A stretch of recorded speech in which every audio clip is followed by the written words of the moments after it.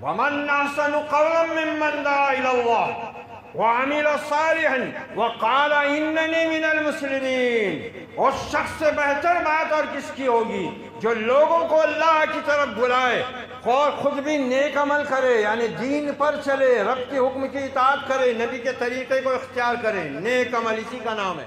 قال اننی من المسلمین، زبان حال اور زبان قال سے اعلان کرے کہ میں مسلمین میں سے ہوں۔ جن کا عقیدہ صحیح نہیں ہوتا، جن کی توحید خالص نہیں ہوتی، ان کی مدد نہیں کی جاتی۔ شرط اس کے لیے یہی ہے۔ اس کو قرآن کے الفاظ میں یوں بیان کرتا ہے اللہ تعالیٰ، یا ایھا الذین آمنوا ان تنصروا اللہ ینصرکم ویثبت اقدامکم۔ الصلاۃ عماد الدین، نماز دین کا ستون ہے۔ من اقامہا اقام الدین، جس نے اس کو قائم رکھا اس نے دین کو قائم رکھا۔ ومن ہدمہا ہدم الدین، جس نے اس کو ڈھا دیا اس کا دین ڈھہ گیا۔ اور جب نماز قبولیت کے مقام تک نہیں پہنچ رہی ہے تو پھر ساری نیکیاں جتنی بھی ہیں، چھوٹی بڑی، روزہ، حج، عمرہ، زکوٰۃ، صدقہ، خیرات، نذر، نیاز، قربانی، یہ سب رد ہیں۔ نماز کے ساتھ جڑا ہوا ان کا معاملہ۔ نماز قبول تو پھر ان کی قبولیت کے راستے کھلے۔ محترم خواتین و حضرات، ماہ ذی الحجہ کی ان بابرکت ساعتوں میں جن کی فضیلتوں کا بیان ہم گزشتہ جمعہ سن چکے ہیں، اور کل ہم نے اس عشرے کا آخری دن یوم النحر، جس کی اپنی ایک الگ سے حیثیت اور فضیلت ہے، وہ بھی ہم نے دیکھ لیا، اور اس میں نماز دوگانہ بھی ادا کر لی، اور قربانی اللہ کی بارگاہ میں پیش کرنے والوں نے قربانی بھی کر دی۔ اللہ ہماری اور ان سب کی عبادتوں کو اور قربانی کو قبول فرمائے۔ اللہ نے اپنے انبیاء کو جس بڑی اور بھاری ذمہ داری کے ساتھ مبعوث فرمایا، قرآن مجید اس کے بیان سے بھرا پڑا ہے کہ نبیوں کو کیوں بھیجا گیا، وہ کس مقصد کے تحت اس زمین پر تشریف لائے، اللہ نے ان کے ذمے کون سا اہم فریضہ سونپا جس کی ذمہ داری انہوں نے اپنی زندگی کی آخری سانس تک پوری کی، ہر حالت میں پوری کی، ہر کیفیت میں پوری کی۔ یہی اصل چیز ہے جو قرآن مجید انبیاء کی سیرت کے ذریعے قیامت تک آنے والے انسانوں کو بتانا سمجھانا چاہتا ہے۔ لیکن افسوس کہ آج ایمان کا دعویٰ کرنے والی امت کے افراد بھی قرآن مجید کو نہ اس نوعیت اور اس حیثیت سے اور اس نیت سے پڑھتے ہیں، نہ انبیاء کی سیرت کو اس حیثیت سے بیان کیا جاتا ہے اور نہ سنا جاتا ہے۔ بس ذی الحجہ کا مہینہ ہے، سیرت ابراہیم بیان کر دو۔ ربیع الاول کا مہینہ ہے، سیرت محمدی علیہ صاحب الصلاۃ والسلام کے تذکرے کر لو، ثواب سمیٹ لو، واہ سمیٹ لو۔ انقلابی شخصیات، محمد الرسول اللہ صلی اللہ علیہ وسلم ایک انقلابی شخصیت، ابراہیم خلیل اللہ علیہ الصلاۃ والسلام ایک انقلابی شخصیت۔ وہ انقلاب تھا کیا؟ اس کی بنیاد کیا تھی؟ اس کی بنیاد کیا تھی؟ یہی وہ اصل غلط فہمی ہے۔ بس موسم کے حساب سے، سیزن کے حساب سے یہ چند سیرتیں ہوتی ہیں، چند کیا، یہی گنتی کی 2-3، زیادہ زیادہ محرم میں نواس رسول کے اسوے کو پیش کر رہی ہیں۔ یہ اس صورت میں ہے کہ جب ہم اس دین خالص کو، اس عقیدہ توحید کو، اس توحید خالص کو لے کر چل رہے ہوں، تب تو ہمارے لیے ان سیرتوں میں سبق بھی ہے، نصیحت بھی ہے، انقلاب بھی ہے۔ لیکن جس طرح کی زندگی ہم جی رہے ہیں، دین کے جس تصور کے ساتھ ہم چل رہے ہیں، وہ اس سے میل نہیں کھاتا۔ ہمارے نزدیک تو دین توحید بھی حق رہا ہے، حق ہے، اور اس کے مقابلے میں جو بھی نظام حکومت یا نظام کائنات لوگوں کے اندر رائج ہیں وہ بھی حق ہیں، ہم ان کو بھی لے کر چل رہے ہیں۔ اللہ کو ایک ماننے کا اقرار تو ہے، شرک سے بیزاری کی ہمت نہیں، بلکہ اس کے ساتھ ہم مداہنت برت رہے ہیں، جس کو کمپرمائز کہتے ہیں۔ مداہنت اختیار کی بھی ہم نے، کفر کے ساتھ، شرک کے ساتھ، منافقت کے ساتھ، فسق و فجور کے ساتھ۔ ادھر اللہ کا دین بھی ہم کو قبول ہے، ادھر اس کے مقابل جو اس کے مخالف اور جن سے ہم کو کفر کرنے کا حکم دیا گیا ہے ان پر بھی ایمان ہے۔ عقیدہ توحید کی اصلاح کے بغیر تو کوئی انقلاب برپا انبیاء نے کیا ہی نہیں۔ پھر حضرت ابراہیم علیہ السلام کی سیرت میں تو جنگ اور جدال کا کہیں ذکر ہی نہیں ہے کہ کوئی جنگ بھی انہوں نے لڑی ہے، مگر قرآن مجید تو ان کو توحید پرستوں کے امام کی حیثیت سے پیش کر رہا ہے۔ اللہ تعالیٰ تو فخر کے ساتھ اس کو اپنا وفادار بندہ قرار دے رہا ہے۔ پھر یہ انقلاب کیا تھا؟ یہ انقلاب کیا تھا؟ پھر محمد الرسول اللہ کا تو ذکر کریں گے انقلابی حیثیت سے، تو بدر و احد اور معرکہ حنین کے بڑے لمبے چوڑے خطبے دے دیں گے، اسپیچیں دے دیں گے، لیکچر دے دیں گے، مگر سوال یہ پیدا ہوتا ہے کہ محمد الرسول اللہ صلی اللہ علیہ وسلم نے بھی یہ جو جہاد فی سبیل اللہ کے نام پر قتال فی سبیل اللہ کیا ہے، اس کی بنیاد کب پڑی؟ اس کا آغاز کب ہوا؟ مکے میں کوئی جہاد ہوا؟ جبکہ 13 برس آپ اور آپ کے اصحاب مستقل مسلسل ظلم و تشدد کے پاٹوں میں پستے رہے، اور صحابہ کہتے تھے یا رسول اللہ اب اتنا ظلم و ستم ہو رہا ہے، ہم کیوں نہ اس کا جواب دیں؟ کہا نہیں، تمہارا رب کہتا ہے کفو ایدیکم، اپنے ہاتھ ابھی باندھے رکھو، تمہارا ایمان، تمہاری توحید، تمہارا عقیدہ بھی اس مقام تک نہیں پہنچا ہے جہاں پر تم کو جنگ کی اجازت دی جائے اور پھر اللہ اپنا وعدہ پورا کرتے ہوئے تمہاری نصرت کے لیے فرشتے نازل کرے۔ پہلے اپنے ایمان کو خالص بناؤ، اپنے عقیدے کو ٹھوس اور مستحکم کرو۔ یہاں تو بدعت بھی گلے سے لگی ہوئی ہے، بدعتی بھی گلے سے لگا ہوا ہے، کافر بھی گلے سے لگا ہوا ہے، کفر بھی گلے سے لگا ہوا ہے، دین بھی حق ہے، اسلام بھی حق ہے، یہی نظام رحمت ہے، یہی نظام حیات ہے، یہی صحیح دین ہے، یہی حق دین ہے، جمہوریت بھی صحیح ہے، سیکولرزم بھی صحیح ہے، ڈیموکریسی بھی صحیح ہے۔ یہ آج کا نظام ہے، چل رہے ہیں، ان کے ساتھ ہمیں بھی چلنا ہے۔ اور پھر تقریر میں ہے انقلاب۔ بتاؤ قرآن کے 30 پاروں کے پورے صفوں کو پلٹ کر ایک آیت بتاؤ، حدیث کی لاکھوں کے ذخیرے کو پلٹ کر ایک حدیث بتاؤ، محمد الرسول اللہ کی سیرت مطہرہ کے 23 برس کا ایک دن کا کوئی ایک لمحہ بتاؤ جہاں اس سے کسی بھی حیثیت میں کوئی مداہنت، کوئی مصالحت حکمت کے نام پر، حالات کے نام پر کی گئی ہو۔ بدترین حالات میں مکہ کے حکم یہی ملا کہ تم کو جو فرض سونپا گیا ہے تم اپنی نگاہ اسی پر مرکوز رکھو، باقی معاملہ اللہ پر چھوڑو، ان کے کسی مطالبے کے آگے سر تسلیم خم نہ کرو۔ اس پر کوئی دھیان ہی نہیں، بس سرسری تذکرے کرتے ہیں، نکل جاتے ہیں۔ توحید توحید، حضرت ابراہیم توحید کی دعوت دی، اپنے باپ کو دی، اپنی قوم کو دی۔ ہم کس کو دے رہے ہیں؟ یہ توحید تو خود ایمان کے دعوے داروں سے مفقود ہے، بلکہ بعضے تو صاف کہتے ہیں کیا ہر وقت توحید توحید کرتے رہتے ہو؟ سیاسی مسائل، ملکی مسائل، ملی مسائل امت کو گھیرے ہوئے ہیں۔ ارے بیہودو، نادانو، جاہلو، یہی مسائل تو گھیرے ہوئے تھے جس کے لیے نبیوں کو بھیجا گیا، اور نبیوں نے اس کا حل یہ بتایا کہ صرف ایک معبود کی بندگی کرو، اسی سے ڈرو اور اسی کے دیے ہوئے نظام کے تحت زندگی گزارو۔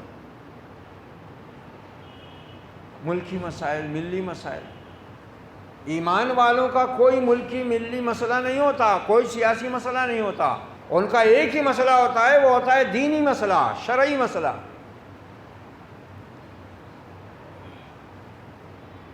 خود ہی سے اس طلسم رنگ و بو کو توڑ سکتے ہیں، یہی توحید تھی جس کو نہ تو سمجھا نہ میں سمجھا۔ توحید کیا ہے؟ انبیاء علیہ السلام کو اللہ نے، کسی بھی نبی کو اللہ نے فوج دے کر، ہتھیار دے کر، حکومت دے کر نہیں بھیجا، بلکہ حکومتوں اور فوجوں اور لشکر رکھنے والوں کے مقابل بھیجا، بے سر و سامانی کی حالت میں۔ یہ نظر ہی نہیں آتا، اس پر توجہ ہی نہیں ہوتی، اس پر دھیان ہی نہیں دیا جاتا۔ اور ایسے بود ایمان کے ساتھ، ایسی ختم ہوتی ہوئی توحید کے عقیدے کے ساتھ کہتے ہیں کودو جہاد میں، انقلاب برپا کر دو۔ ایسی صورت میں تو یہ خودکشی بھی ہے اور دوسروں کو ہلاکت میں ڈالنا ہے، کیونکہ جن کا عقیدہ صحیح نہیں ہوتا، جن کی توحید خالص نہیں ہوتی، ان کی مدد نہیں کی جاتی۔ شرط اس کے لیے یہی ہے۔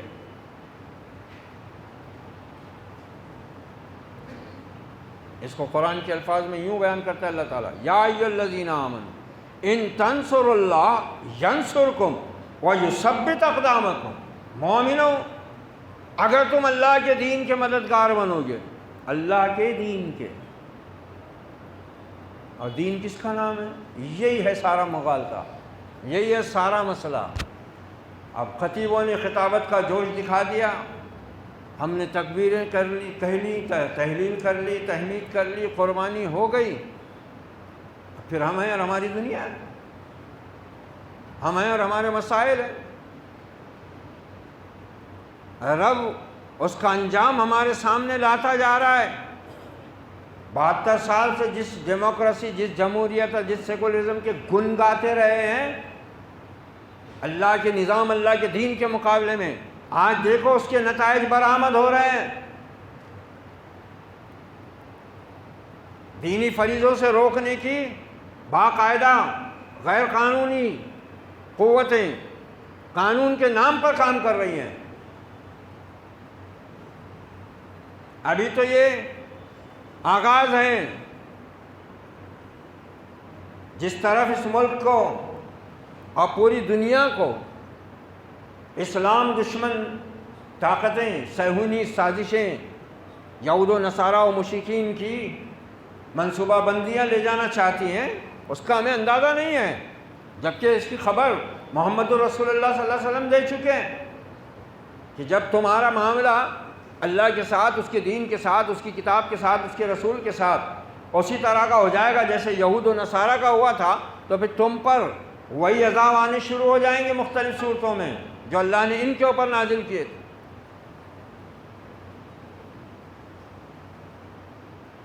جبکہ بنیادی طور سے دستوری حقوق ہم کو دیے ہوئے ہیں اپنے مذہب کی طرح ان اعمال اور افعال کو انجام دینے کے لیے، مگر اسی دستور کی خلاف ورزی کرنے والوں کو قانون کی طاقت دے کر اس سے غداری کا ارتکاب کرنے کا راستہ پیدا کیا جا رہا ہے۔ یہی ہوگا۔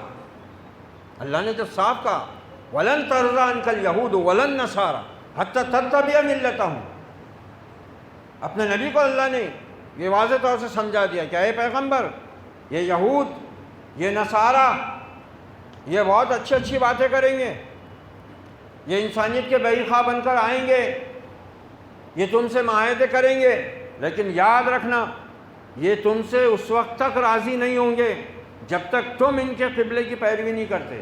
قبلے کی پیروی کا مطلب کیا ہوتا ہے؟ خالی قبلے کی طرف منہ کر کے نماز پڑھنا؟ دین، سارا مسئلہ دین کے گرد ہی تو گھومتا ہے۔ قبلہ اسی لیے تو قبلہ ہے کہ وہ دین کا مرکز ہے۔ نبی کو بار بار اللہ نے سمجھایا، امت کو خبر دی ہے، اور یہ بھی بتایا کہ مسلمانوں تمہاری دشمنی میں سب سے زیادہ سخت اگر کوئی ہیں تو وہ دو لوگ ہیں، ایک یہودی، دوسرے مشرک۔ یہ تمہاری دشمنی میں بہت سخت ہیں، ان سے تم کسی بھلائی کی توقع نہ رکھنا۔ یہ اگر تمہارے ساتھ کوئی بھلائی کا معاملہ کریں گے بھی تو اس کے پیچھے ان کی سازش کام کر رہی ہوگی، بڑا نقصان پہنچانے کی خاطر یہ تم کو اپنا بنائیں گے۔ آج ہم دیکھ رہے ہیں کھلی آنکھوں سے، اب تو نظارے خود بتا رہے ہیں۔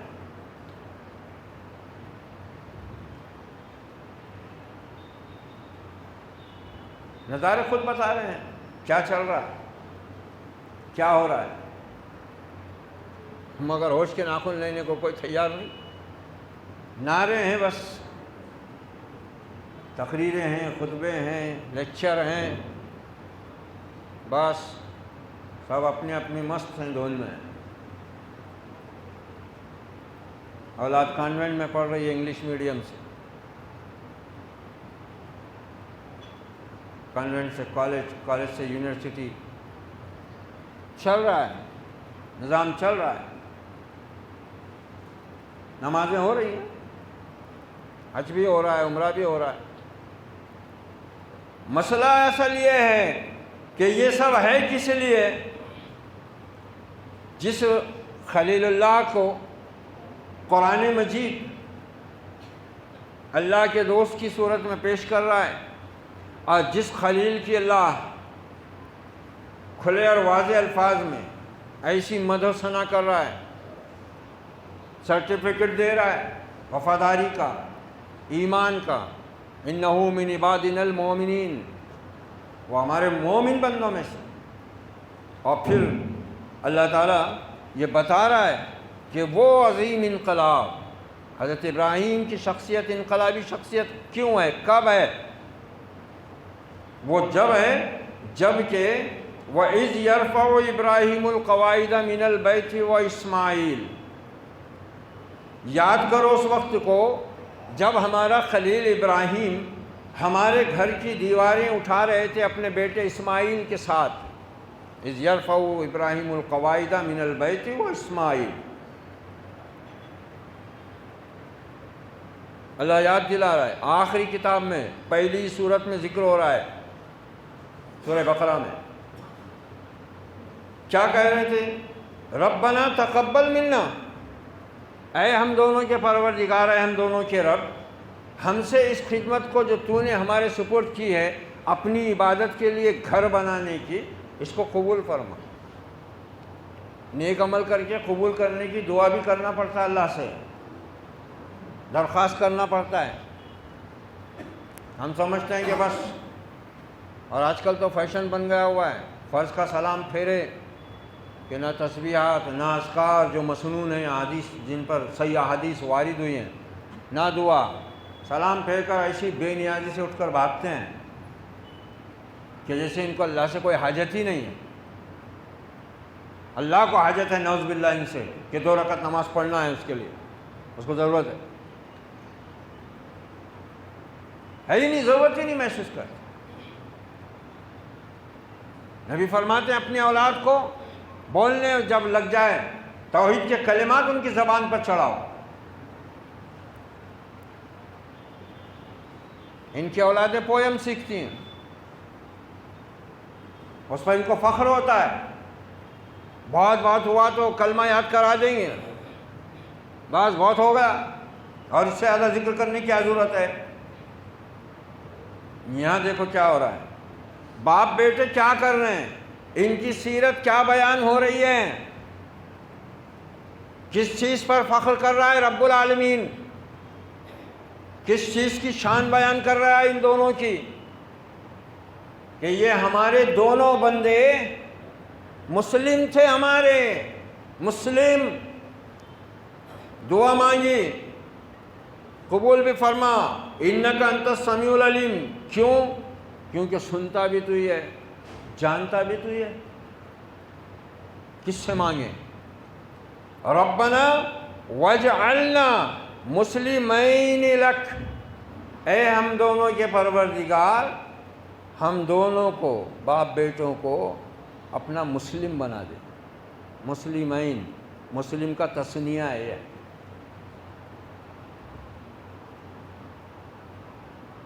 کیا دعا کیا کر رہے ہیں حضرت ابراہیم علیہ السلام؟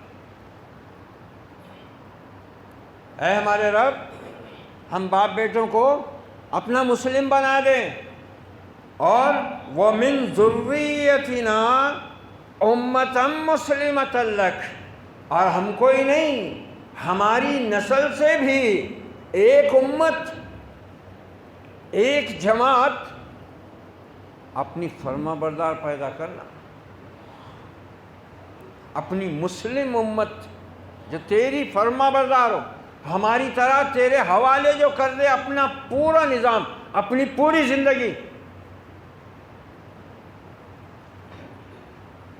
اسی عہد کی تجدید پھر کرائی گئی قربانی کے ٹائم پر، چھری چلانے سے پہلے جانور کے حلق پر۔ قُلْ إِنَّ صَلَاتِي وَنُسُكِي وَمَحْيَايَ وَمَمَاتِي لِلَّهِ رَبِّ الْعَالَمِينَ لَا شَرِيكَ لَهُ وَبِذَلِكَ أُمِرْتُ وَأَنَا أَوَّلُ الْمُسْلِمِينَ۔ الفاظ کا استعمال دیکھو کہاں کیسے ہو رہا ہے۔ کہو، قل کہو، ان صلاتی، بلا شبہ میری نماز، ونسکی، میری تمام عبادتیں بشمول قربانی، ان صلاتی ونسکی ومحیای ومماتی، بچا ہی کچھ نہیں۔ توحید کہاں ہو رہی ہے؟ دیکھو دین کے تصور میں دین کا دائرہ کہاں ہے؟ کہو میری نماز، میری قربانی، میرا جینا، میرا مرنا للہ رب العالمین، اس اللہ کے لیے جو سارے جہانوں کا پروردگار ہے۔ ہمارا جینا مرنا ہو رہا ہے اسی کے لیے۔ نماز ہے، قربانی تو ہو گئی، بڑا جانور لیے، بڑا مہنگا لیے، کھلائے پلائے، ٹھیک ہے، اللہ قبول کرے، اس کا حکم ہی تھا، کیے، لیکن اس کے پیچھے جو مقصد ہے، اس کے پیچھے جو بنیاد ہے، اگر وہ نہ ہو تو یاد رکھیے کوئی چھت بغیر بنیاد کی مضبوطی کے قائم نہیں رہ سکتی، اسی طرح دین بھی نہیں رہ سکتا۔ بلکہ اللہ کے نبی نے تو اس دین کو ایک ہی ستون پر قرار دے دیا ہے، الصلاۃ و عماد الدین، نماز دین کا ستون ہے۔ من اقامہا اقام الدین، جس نے اس کو قائم رکھا اس نے دین کو قائم رکھا، ومن ہدمہا ہدم الدین، جس نے اس کو ڈھا دیا اس کا دین ڈھہ گیا۔ پھر کل ہی بولا میں نے عید کے خطبے میں کہ عید کی نماز سنت مؤکدہ یا واجب، اس کا خطبہ مسنون، دیے تو بھی چلتا، نہیں دیے تو بھی چلتا، مگر جمعہ اس کی نماز فرض عین، اس کا خطبہ واجب، بغیر خطبے کے نماز نہیں، بغیر نماز کے خطبہ نہیں۔ دیکھ لو حال مسجد کا پھر بھی وہی ہے۔ وہ سمجھتے ہی نہیں، وہ سمجھتے ہیں سب بولنے کہنے سننے کی باتیں ہیں، ان کو کرنا کیا ہے۔ پھر بھلا بتاؤ کہ ان اعمال کا اللہ کے نزدیک کیا وزن باقی رہے گا؟ حبام منصورہ، دنیا میں تو اس کا ہم کو کوئی اجر مل ہی نہیں رہا، کیونکہ اللہ کے لیے جو اعمال انجام دیے جاتے ہیں، اللہ کا وعدہ ہے کہ جو اللہ کے دین پر چلتا ہے، اللہ تعالیٰ اس کے دین میں، اس کے تقوی میں، اس کے ایمان میں بڑھوتری کرتا جاتا ہے، اس کو اپنے قریب کرنے کا راستہ فراہم کرتا جاتا ہے، اور پھر اس کے نتیجے میں آخرت میں بڑے عزت اور شرف کے مقام سے نوازے گا۔ تو جس عمل کا ہم کو یہیں پر صلہ نہیں مل پا رہا ہے، نماز کیا ہے؟ سب سے اہم اور سب سے بڑی عبادت، گناہوں سے روکتی ہے، اللہ کی نافرمانی سے بچنے کی انسان کے اندر قوت اور طاقت پیدا کرتی ہے، اور نماز جتنی جتنی صحیح ہوتی جاتی ہے اتنا اتنا آدمی دین کے قریب، اللہ کے قریب آگے بڑھتا چلا جاتا ہے۔ یہاں تو سب ہو رہا ہے، نماز بھی شروع ہے، جھوٹ بھی شروع ہے، سودی لین دین بھی شروع ہے، نمازوں کی ساتھ غفلت کا معاملہ بھی ہے، ماں باپ کی نافرمانی بھی ہے، بیویوں کے حقوق کی ادائیگی میں کمی بھی ہے، پڑوسی کے حق تلفی بھی ہے، بڑوں کی بے ادبی بھی ہے، چھوٹوں پر ظلم و زیادتی بھی ہے، سبھی چل رہا ہے، ڈنڈی بھی ماری جا رہی ہے۔ کون سا گناہ ہے جو نہیں ہو رہا ہے؟ نماز جاری ہے،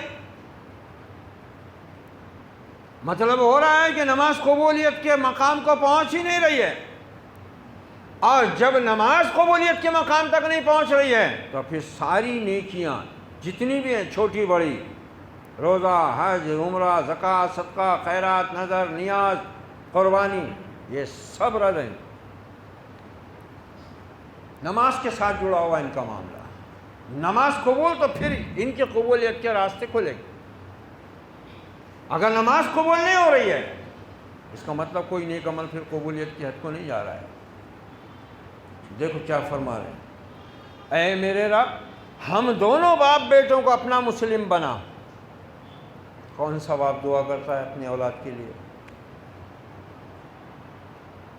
کون سا باپ دعا کرتا ہے؟ نماز کی توفیق ہی نہیں پہلے ہے بھی توبہ سے ایک رسم ادا کر رہا ہے، دو چار صورتیں گھڑی ہوئی یاد کی بھی ہے، بچپن میں ہو گئی تھی یاد، بغدادی قاعدہ لے کے مسجد کے اندر بیٹھ کے اسی پہ کام چل رہا ہے۔ امام تک ویسی ہیں، کئی مسجدوں میں خاص طور سے دیہاتوں میں امام کون سے بیچارے کچھ معلوم نہیں ان کو، علم طرح سے ناس تک کی صورتیں یاد ہیں، سورہ فاتحہ سمیت، اور رکوع سجدہ کر لیتے، اللہ اکبر بول دیتے، سبحان رب العظیم یاد ہے، درود شریف یاد ہے، کچھ دعائیں یاد ہیں، اس میں پورا دین چلا رہے ہو، امامت کر رہے ہیں۔ اور ان کی کیا بات ہے بیچاروں کی؟ آج بھی جو اکثر و بیشتر مساجد میں ائمہ ہیں ان کا حال کیا ہے؟ یا تو طوطے کی طرح رٹے ہوئے ہیں حافظ، جو چند مسائل دوران تعلیمی سن لیتے سیکھ لیتے ہیں، وہ اسی میں چل رہے ہیں۔ پھر علماء اگر ہیں تو پھر اس امت کے پاس علماء کی تو آج جو ناقدری ہے وہ تو بیان سے باہر ہے، کیونکہ عالم کو اگر رکھتے بھی ہیں تو کمیٹی ان کو کہتی ہے کہ ہمارے پابند رہیں گے، اپنے خطبے میں درس میں ایسی کوئی بات نہیں کریں گے جو ہمارے خلاف جائے یا بڑے لوگوں کے خلاف جائے، کیونکہ چندہ انہی سے ملتا ہے، اور جہاں اس نے حق کو حق کہنے کی جرت کیا بھی تو پھر اس کو کہتے ہیں آپ دوسرا مسلح دیکھ لو بس۔ اور پھر کچھ علماء کی اکثریت وہ ہے، وہ بولتے ہیں بھائی کیا کرنا ہے، سدھرنا تو اس امت نے ہے نہیں، کتنا بھی چیخ پکار کریں گے اور بلا وجہ ناراض کر کے کیا فائدہ ہے، دعوتوں سے بھی محروم ہو جائیں گے، پریشانیاں بھی ہوں گی، اب اصلاح تو کرنا ہے، دھیرے دھیرے ہوگی۔ وہ بیچارے اطمینان سے سب یہ بھی چلنے دیتے وہ بھی چلنے دیتے، اور ادھر حق بھی بولتے رہتے، اکثریت ان کی ہے۔ اور کچھ وہ ہیں، بلکہ اکثریت میں وہ بھی ہیں جن کے نزدیک دین سے زیادہ اہم ان کا مسلک اور ان کی جماعت، بس جماعت اور مسلک ان کا سب سے زیادہ اہم ہے، دین سے بھی زیادہ اہم۔ جو ان کی جماعت میں نہیں ان کے نزدیک وہ پہلے تو مسلمان ہی نہیں، اور اس کو ان کی مسجد میں درس دینے خطبہ دینے کی گنجائش اور اجازت نہیں۔ اور پھر یہ جو دجال ہے موبائل کی شکل میں، اس نے ایک عجیب گروپ پیدا کیا ہے نئی نسل کا، ٹیلنٹڈ نسل کا، ان کو صرف وہی لوگ علمی نظر آتے ہیں جو یا تو ہر بات میں عربی آیت اور عربی حدیث پڑھیں اور نمبر بتائیں جو ان کی بھی سمجھ میں نہیں آتی، جو یہ کہتے ہیں، اور پھر اس کے ساتھ ضروری ہے کہ اپنے درس میں چاہے وہ 15 منٹ کا ہو یا آدھے گھنٹے کا، یا اپنے خطبے میں وہ 1 گھنٹے کا ہو یا پون گھنٹے کا، کم سے کم 5 سے 7 جملے انگلش کے بولیں، وہ ان کے نزدیک علمی خطاب ہے۔ ایسے ایسے احمقوں کی فوج تیار ہوئی ہے اس امت میں کہ الامان والحفیظ. اب سیرت ابراہیمی کے خطبے ایک سے ایک، قربانی کے مسئلے، میت کی قربانی طرف سے قربانی جائز ہے کہ نہیں، جو چل رہی ہے اس پر گھماسان. ارے زندوں کی طرف سے قربانی صحیح نہیں ہو رہی، مرنے والے کو کیا قربانی کا ثواب پہنچاتا؟ زندے کی قربانی تو پہلے صحیح کرو. ان کو کچھ پتہ ہی نہیں ہے.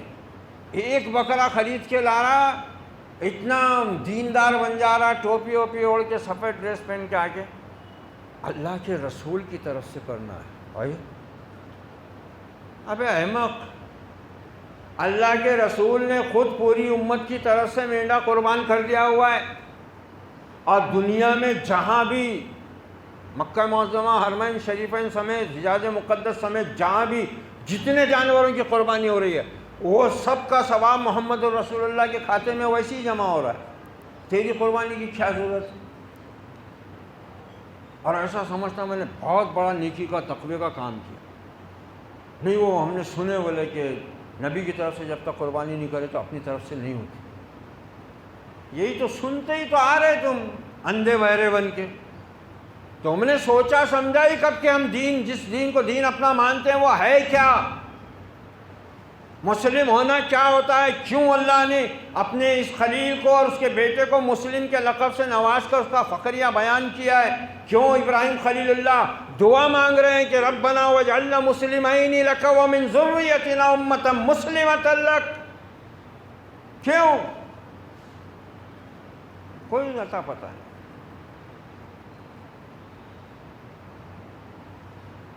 اماں تڑپ رہی تھی، پانی ڈالنے کو نہیں آیا، اب قربانی کرتا بول رہا اماں کی طرف.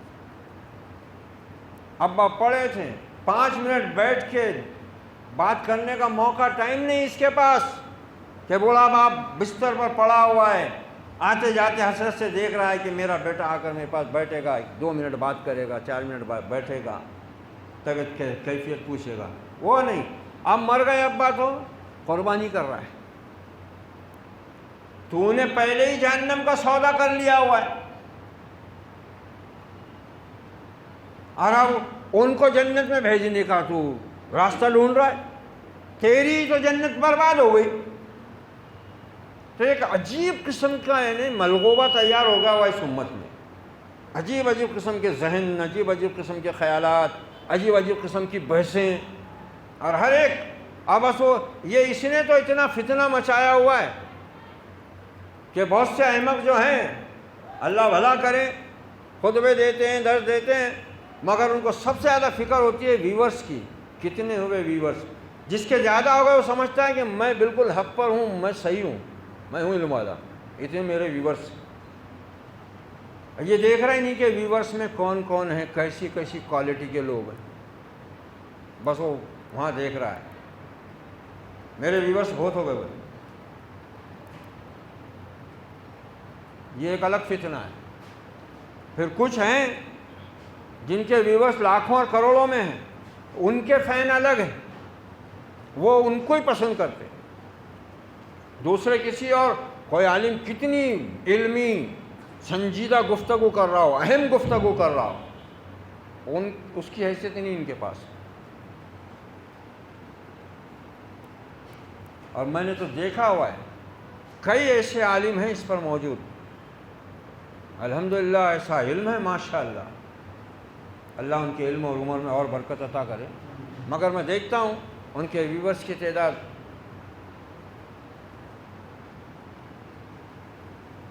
بلکہ وہ ویڈیوگرافی میں ان کی سامعین کی تعداد بتاتے ہیں نا، تو وہ وہاں بھی ایسی بس ایسی پھیلے ہوئی نظر آتے. ہاں جو ہیں پھٹافٹ انگریزی بولنے والے، بات کے پیچھے انگریزی کا لفظ بولتے ہیں، پھر اس کی ڈیفینیشن کرتے ہیں، پھر عربی کی عبارتیں بھی پڑھتے ہیں. ہاں ان کے تو دیکھنے کے یہ ایسا تماشا تو دین میں نہ ہے، نہ تھا، نہ ہوگا. انبیاء علیہ السلام کے تو ویورز بھی ان کے لائکرس بھی بہت تھوڑے رہے، بہت تھوڑے. انبیاء کے، نبیوں کے قلیلا ما تؤمنون، تھوڑے رہے. پھر حق پر کون ہوا؟ یہ ایسے ایسے فتنے برس رہے ہیں جس کی خبر نبی نے دی تھی نا، اس میں ہم پھنسے ہوئے ہیں. اصل مدعے کی طرف، اصل بحث کی طرف آنا بھی نہیں چاہتے، لانا بھی نہیں چاہتے، کیونکہ لوگ پسند ہی نہیں کرتے ان باتوں کو، ان چیزوں کو. یہ ان کے دماغوں پر بار ہوتی ہے، اس سے ان کے اوپر ایک بوجھ پڑتا ہے، جس کی وجہ سے پھر وہ اونگنے لگتے ہیں، اونگنے لگتے ہیں، بلکہ گر جاتے ہیں آزو بازو والے پر. سمجھ میں ہی نہیں آتا ان کی کہ بات کیا ہو رہی ہے، کیا کہا جا رہا ہے. سو جاتے ہیں. ہاں چیخ پکار کر کے انقلابی شخصیت تھی، آگ میں ڈالے گئے، آگ کو اللہ نے کہا گلزار ہو جا. ارے ہو نا، ان کے لیے ہوئی نا، تو اتنا کیوں چیخ رہا ہے؟ تیرے کو کیا کرنا ہے یہ بتانا ہے نا. قرآن تو یہ اس لیے بتا رہا ہے کہ یہ جب اللہ کے لیے کوئی اپنے آپ کو خالص کر لیتا ہے تو اللہ اس کو کیسے بچاتا ہے.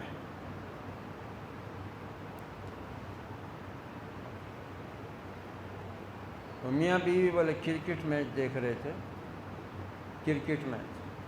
بیوی بیچاری خاموش بیٹھی ہوئی تھی، یہ میاں صاحب اچھل رہے تھے، چوکا لگا، چھکا لگا، کیچ لیا، تو اچھل رہے، تالیاں بجا رہے.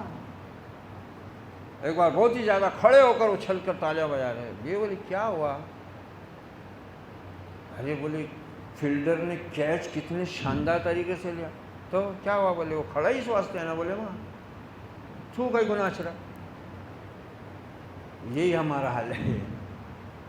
وہ بیوی بیچاری سمجھدار تھی بہت، کیا زبردست جواب دی. ارے تو ہاں نا، بولے انہیں کھڑا ہی اس واسطے ہے نا، کیچ لینے کوئی کھڑا ہوا ہے نا، وہ لے لیا تو اس میں اتنا کون سا اچنبا ہوگا، بہادری کی بات ہو گئی، کوئی کارنامہ ہوگا تو اتنا اچھل رہا، تالیاں مارا، اور وہ بھی کیچ انہیں لیا، تو نے کیا کرا. ہمارا حال وہی ہے بس. ہم انقلابی شخصیت، انقلابی شخصیت، سیرت محمدی انقلابی شخصیت، سیرت ابراہیمی انقلابی شخصیت. کون سا انقلاب؟ کس بنیاد پر انقلاب؟ ربنا وجعلنا مسلمین لک. اب دیکھو دعا کے وہ الفاظ جو سورہ انعام کی آیت پڑھ رہا تھا. قل ان صلاتی و نسکی و محیایا و مماتی للہ رب العالمین لا شریک لہ وبذالک امرت وانا اول المسلمین. اول المسلمین. کہو میری نماز، میری قربانی، میرا جینا، میرا مرنا سب اللہ رب العالمین کے لیے جس کا کوئی شریک نہیں، اسی کا مجھ کو حکم دیا گیا ہے، اور میں سب سے پہلے فرما برداروں میں سے ہوں. وَمَنْ أَحْسَنُ قَوْلًا مِّمَّنْ دَعَا إِلَى اللَّهِ وَعَمِلَ صَالِحًا وَقَالَ إِنَّنِي مِنَ الْمُسْلِمِينَ.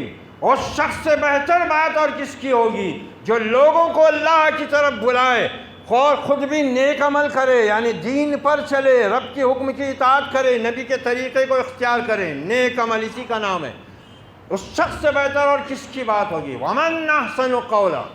اس سے بہتر بات کس کی جو بلائے لوگوں کو اللہ کی طرف، خود بھی نیک عمل کرے. وَقَالَ إِنَّنِي مِنَ الْمُسْلِمِينَ. زبان حال اور زبان قال سے اعلان کرے کہ میں مسلمین میں سے ہوں. دیکھو وہی لفظ چل رہا ہے. ہم ہیں مسلم یادی کے، الیکشن کی یادی کے، رب کے نہیں ہیں مسلم. محمد الرسول اللہ کے مسلم نہیں، قرآن کے مسلم نہیں، الیکشن کی یادی کے مسلم ہیں. ہاں اس کا نتیجہ بھگت رہے ہیں، اور ابھی تو آغاز ہوا ہے. اللہ حفاظت ہی فرمائے. بس بہت مشکل حالات، سنگین حالات. ربنا وجعلنا مسلمین لک ومن ذریتنا امۃ مسلمۃ لک وارنا مناسکنا. یہ مناسک ہم کو اپنی عبادت کے طریقے بتا۔ کون بتائے گا طریقہ عبادت کا؟ رب بتائے گا۔ کس کے ذریعے بتائے گا؟ رسول کے ذریعے بتائے گا۔ وہ خود تو آ کر نہیں بتاتا نا کسی کو کبھی، اس کو کون دیکھ سکتا ہے؟ اس کو تو اس کے رسول اور نبی بھی نہیں دیکھتے، تو عام انسان کیسے دیکھ پائے گا؟ کیسے اللہ آ کے بتائے گا؟ وہ تو انسانوں ہی میں سے اپنے نبی اور رسول بھیجتا ہے نا، اور ان کا تذکرہ کیا۔ اب یہ دعا ہوئی حضرت ابراہیم کی، مجھ کو میرے بیٹے کو مسلم بنا، اور ہماری اولاد میں ذریت میں سے بھی ایک کم سے کم ہر وقت جماعت اپنی فرما بردار رکھنا، مسلم رکھنا، امتم مسلمۃ لک۔ اور اس کے بعد اس کا راستہ کیا ہوگا؟ کون سی جماعت مسلم بنے گی؟ کیسے تیار ہوگی؟ ہو دعا۔ ہم ابراہیم خلیل اللہ کی دعا میں ہیں، امت مسلمہ، امتم مسلمۃ لک، امت مسلمہ۔ دعا کیا تھی؟ ربنا وابعث فیہم رسولا منہم۔ میرے رب، ہم باپ بیٹوں کو اپنا مسلم بنا، اپنا فرما بردار بنا، اور ہماری ذریت میں سے بھی ایک کم سے کم امت، لوگ تو بہت ہوں گے، تیرے بندے بہت ہوں گے، بہت سی قومیں ہوں گی، قبیلے تو نے پھیلائے ہیں زمین میں، لیکن ان میں سے ایک گروہ کو، ایک جماعت کو، ایک امت کو ایسا رکھنا جو تیری مسلم ہو ہماری طرح۔ اور اس کے لیے کیا ہوگا؟ اے رب، یہ جو میں نے دعا مانگی ہے کہ میری ذریت میں سے ایک امت ہو تیری فرما بردار، تو اس کے لیے کیا کر؟ وابعث فیہم رسولا منہم۔ یہ جو میں نے تیرا گھر یہاں آباد کیا ہے نا، اس وادی غیر ذی زرع کے اندر، میں نے اپنا مسلم ہونا ثابت کیا تیرے حکم پر۔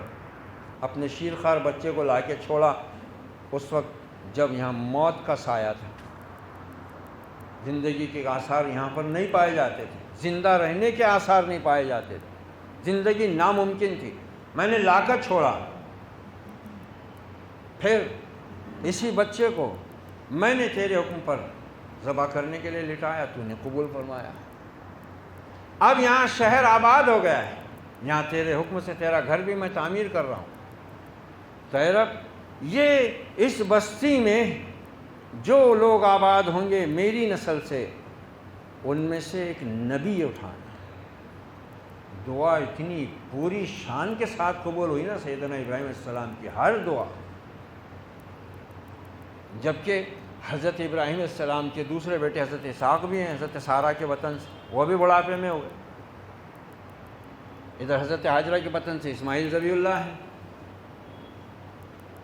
اسماعیل کا مطلب کیا ہوتا ہے؟ عبرانی کا لفظ ہے، عربی کا لفظ نہیں ہے۔ ایل کا مطلب ہوتا ہے اللہ، اور سمن کا مطلب ہوتا ہے سننا۔ اسماعیل، اللہ نے سن لی۔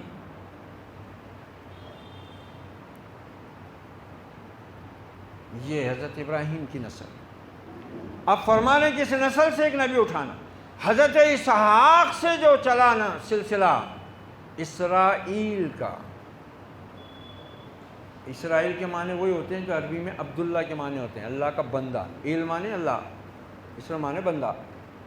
عبرانی یہ ہے جس میں تورات اور زبور نازل ہوئی۔ تو حضرت ابراہیم کہہ رہے ہیں کہ میری اس نسل سے جو یہاں پر ہوگی، اس میں سے ایک نبی اٹھانا۔ حضرت یعقوب علیہ السلام، اسحاق علیہ السلام کی بشارت دی گئی قرآن میں حضرت ابراہیم کو، دوسرے بیٹے۔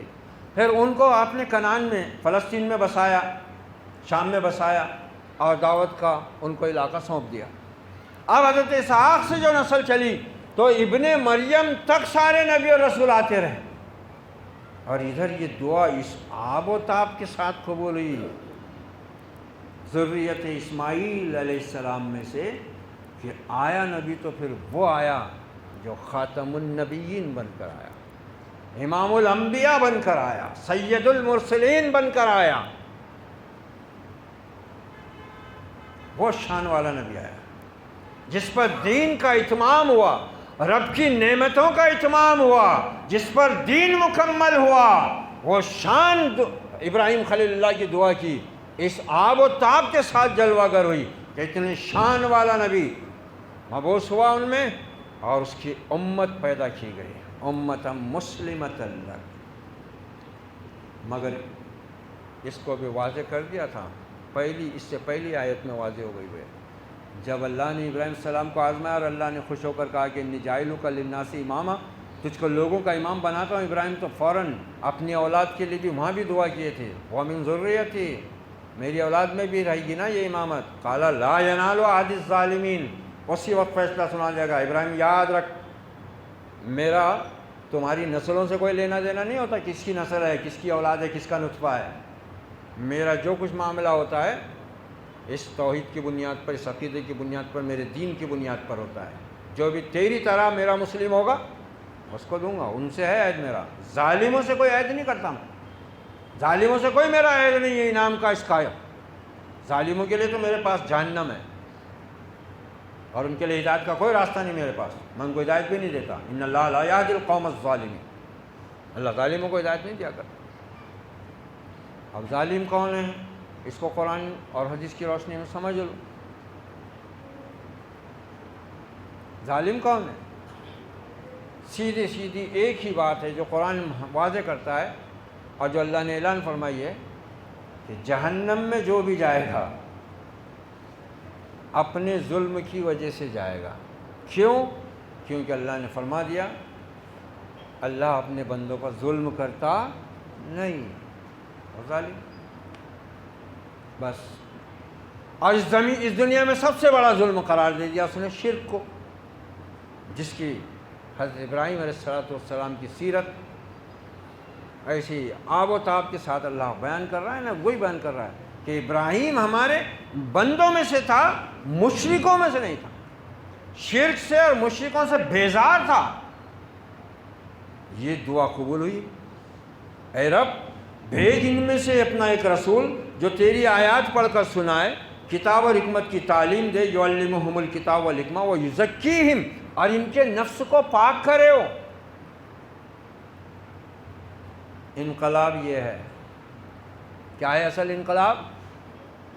دل کو ہر قسم کے کفر، شرک اور بد عقیدگی سے پاک کرنا اور پھر اس میں اللہ کی توحید کو جمانا، یہ ہے انقلاب عظیم، یہ انقلاب برپا کیا انبیاء نے زمین کے اوپر، جو بھی نبی آیا اس انقلاب کو برپا کرنے کے لیے آیا، یہ انقلاب زندہ قوت تھی جہاں میں، یہی توحید کبھی، یہی قوت تھی، صحابہ اکرام کی طاقت جو تھی وہ اسی کے ساتھ وابستہ تھی، 313 بدر کے ہوں یا 700 احد کے ہوں یا 12,000 حنین کے ہوں، اس سے کوئی فرق نہیں پڑا، بلکہ جب انہوں نے اس میں ذرا سی بھی انسانی بشری کمزوری کے سے کچھ ہوا، حنین میں کثرت پر زعم ہو گیا تھا کہ اب تو ہم نے 313 ہو کر 1000 کو شکست دیے تھے، اب تو ہم 12,000 ہیں، پاسا پلٹ دیا اللہ نے، اور احد میں تو بدر والا ہی معاملہ تھا، وہی مقابلہ تھا، وہاں 313,000 تھے، یہاں 700 اور 3,000 تھے، مگر یہاں بھی پاسا پلٹ دیا اللہ نے نبی کے حکم کی نادانستہ نافرمانی پر، دانستہ نافرمانی کا تو سوچ بھی نہیں سکتے، نبی نے کہا تھا اس ذرے سے مت ہٹنا جب تک میرا حکم نہیں آ جاتا ہے، مگر وہ ہٹ گئے، ان سے اجتہادی غلطی ہو گئی کہ ہم تو جنگ جیت گئے، کفار تو بھاگ رہے ہیں، چھوڑ دیا انہوں نے ذرہ، اور وہ ماہر جنگجو خالد بن ولید جو سب کفار کی طرف ہی سے لڑ رہے تھے، وہ پہلے سے نگاہ جمائے ہوئے تھے کہ یہ ذرہ اگر خالی ملے تو میں موقع ہاتھ میں لے لوں گا، اور ویسے ہوا، تو یہ سب تو قرآن واضح کر رہا ہے نا ہمارے پاس، کہ وہ خالی انقلابی شخصیت کا ذکر کر کے اور ذی الحجہ میں حضرت ابراہیم کو خراج عقیدت پیش کر کے، ربیع الاول میں محمد الرسول اللہ کو انقلابی شخصیت کا تمغہ لگا کے، اور آنے والے محرم میں پھر شہادت حسین پر بڑے بڑے عالمانہ خطاب کر کے اور صحابہ کی توہین کر کے، یہی ہو رہا ہے۔ انکا انت العزیز الحکیم، بے شک تو ہی تو غالب بھی ہے، عزیز غالب حکمت والا ہے، والحکیم حکمت والا ہے۔ اور اس کے بعد اللہ نے یہ جو بات بیان فرمائی ہے یہ ہم دیکھ لیں، وَمَن يَرْغَبْ عَن مِّلَّةِ إِبْرَاهِيمَ إِلَّا مَن سَفِهَ نَفْسَهُ وَمَن يَرْغَبُ، اب کون ہے جو ابراہیم علیہ السلام کے طریقے سے، آپ کی سنت سے، آپ کے دین سے ہٹے، سوائے اس کے کہ جس نے اپنے آپ کو احمق بنا لیا ہے، اور احمقوں کی کمی نہیں غالب، ایک ڈھونڈو ہزار ملتے ہیں۔ اب تو اینٹ اور پتھر کے نیچے احمق نکل رہا ہے۔ دیکھو قرآن کے الفاظ کیا ہیں، احمق بنا لیا جس نے اپنے آپ کو، الا من صفیہ نفس، احمقوں کے لیے تو دنیا میں بھی کوئی مقام نہیں ہوتا، اور احمق آخرت کا تو سوال ہی نہیں ہوا، احمق ہے، اس کو کیا پتہ۔ پاگل سے بھی ایک درجے اونچی چیز ہے وہ احمق۔ پاگل تو بھی کبھی کبھی آ جاتا اپنی رو میں، یہ احمق جو رہتا نا، جو اس سے اونچی کیٹیگری ہے، اس کی سپریم کوالٹی ہے یہ۔ وہی حماقت ہم نے کی ہے، ادھر ایاک نعبد و ایاک نستعین بھی چلاتے رہے، ادھر ڈیموکریسی اور سیکولرزم کی بھی جھنڈے اٹھاتے رہے۔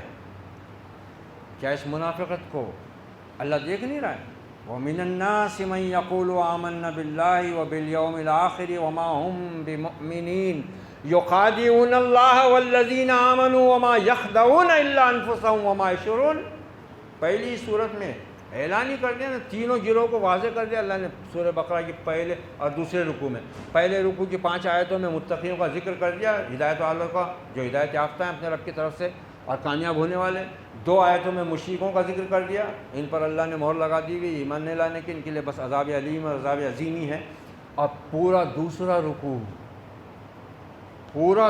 رکوع یہ ہمارے جیسے مسلمانوں کے لیے بیان کیا ہے کہ ایمان کا دعویٰ تو کرتے ہیں اللہ یوم آخر پر، مگر حقیقت میں مومن نہیں ہیں، اور دھوکہ دیتے ہیں اللہ کو بھی اور ایمان والوں کو بھی، جبکہ یہ نہ ایمان والوں کو دھوکہ دے رہے ہیں نہ اللہ کو، بلکہ یہ اپنے آپ کو دھوکہ دے رہے ہیں۔ وہی دھوکہ ہم نے کھایا، وہی دھوکہ ہم نے دیا ہے، آج اسی کے پھل ہم کھا رہے ہیں۔ جو کچھ ہو رہا ہے نا ہمارے ساتھ اس ملک میں بھی اور پوری دنیا میں، مسلم حکمران کیا ہے؟ بے غیرت، بے ضمیر فروش، دین فروش، عیاش، مکار، ظالم، درندے، وحشی، کوئی پرواہ نہیں ہے ان کو، نہ دین کی، نہ عوام کی، نہ اسلام کی۔ یہ صورتحال ہے۔ تو ابراہیم علیہ السلام کی سیرت کو، محمد الرسول اللہ صلی اللہ علیہ وسلم کی سیرت کو، اور وہ تمام انبیاء جن کی سیرت قرآن بیان کر رہا ہے، اس کو اس پس منظر میں سمجھنے اور اپنی عقیدے کی اصلاح کرنے کی ضرورت ہے۔ وقت ہے ابھی، مہلت ہے ابھی، بس اس سے زیادہ اور کیا کہا جا سکتا ہے کہ اللہ تعالیٰ نے تو سارے راستے کشادہ، روشن اور آسان کیے ہیں۔ ہم کو ملت ابراہیم بھی بنایا، ہم کو ملت محمدی بھی بنایا، ہم کو ملت اسلامیہ بھی بنایا، ہم کو امت وسط بھی بنایا، ہم کو خیر امت بھی لقب دیا، ہم کو امت مسلمہ بھی کہا اپنے خلیل کی دعا کے نتیجے میں، مگر ساتھ میں کہہ دیا کہ اے ابراہیم، جو طریقہ تو نے اختیار کیا، جس دین پر تو چلا، اس پر یہ چلے تو ہیں، ورنہ یہ احمق ہیں اور ان کو سوائے دنیا میں ذلت کے اور آخرت میں عذاب کے کچھ نہیں آنا ہے۔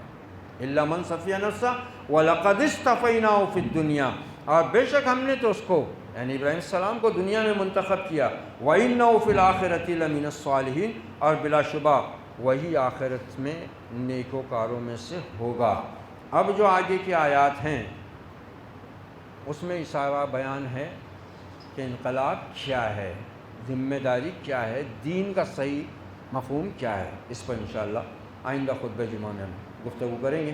اللہ تعالیٰ سے دعا ہے کہ اے رب ہمیں اپنے دین کی صحیح سمجھ اور صحیح فہم عطا فرما۔